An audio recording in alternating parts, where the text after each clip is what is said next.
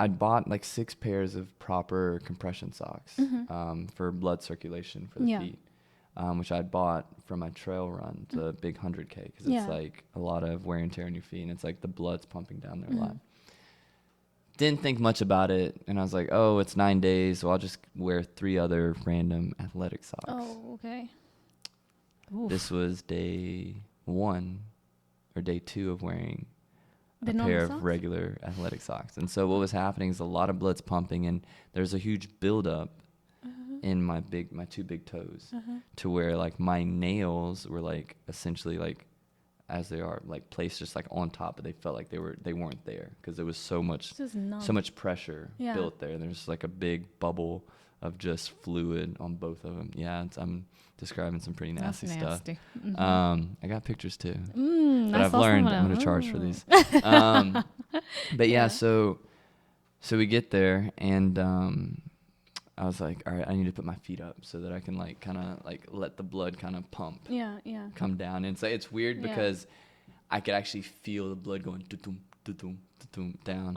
And so I'm sitting in a cafe, and I find this like this step stool that she's got, and I put my feet up on it, and she's like, "Wait, why are you doing this?" And I'm like,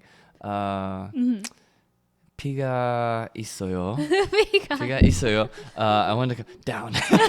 Pee down. And she's like, "Oh, what?" And so I told her what we were doing. She's like, down. So she puts it down, and she's like, massage. And she leaves, and I look over to Emil, and I was like, I know she is not about to massage my feet. And we just ran 30K. It's sweaty. I'm stinky. It's just like, and I'm like, I'm looking at him. I was like, dude, oh my I don't think she's going to. And so then she comes back, and she has these ice packs, and I'm like, oh, okay. And when I go, I'm just gonna step on these. Yeah. And no, I kid you not. She puts them down. She's like, Shimpa, take your shoes off. Yeah. And she's like, put your feet on here, and just kind of brushes like over here. And I was like, see, I told you. Yeah. And but as I'm looking at Emil, she gets down and starts doing like I think it's like Jaksol or like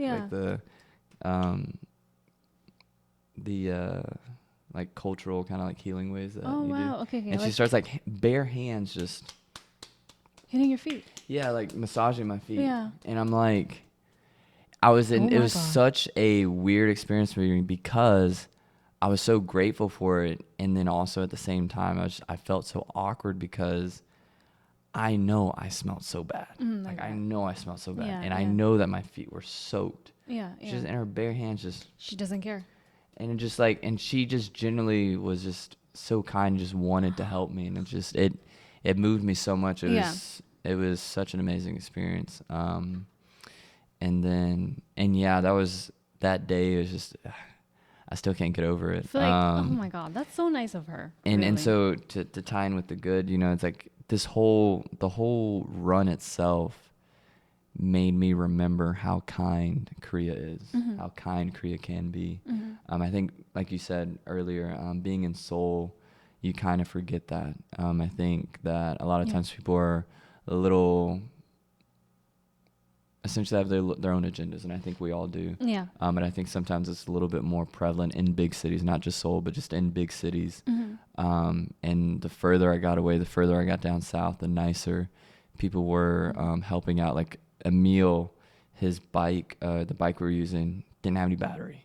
Like the battery ran out, and he needed, like it was like straight uphill, and he needed it. And so he's looking around, and he said, "This random guy is just like, hey, we got a charger over here."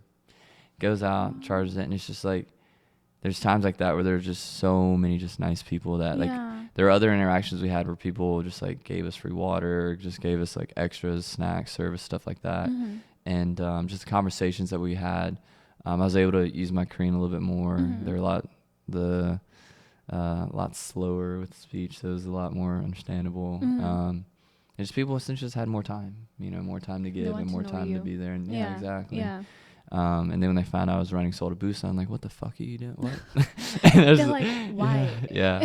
And it was funny because one of the days we were going, we saw some people in a town, or I guess they saw us in the town earlier, and we had eaten there, and then we came and we were running, and as we're coming, I see this like old couple come running out, and they've got their phones, and they're like, and I'm like, they're saying like, oh, we were in the city over there, and like in Korean, and they're just like, and I was like, oh, hey. Like, it was so cool. They're like, where's your car? It's just yeah. feet. Like, that's crazy. And then like there's like some taxis that like would pass us, and then as they're like a gas station, they're like, you know, it was a moving experience. Like, I think the preparation we put in for it and kind of what I thought the run was going to be like was nothing like I thought it was going to be, but it was everything that I wanted it to be and more. Oh, wow. Okay. It was a very, again, it allowed me to it was a great refresher, a great reset in general, with my time here in Korea. And it's just, again, it reminded me, that was the biggest thing. It reminded me of the kindness of Korea. Yeah. So. Yeah.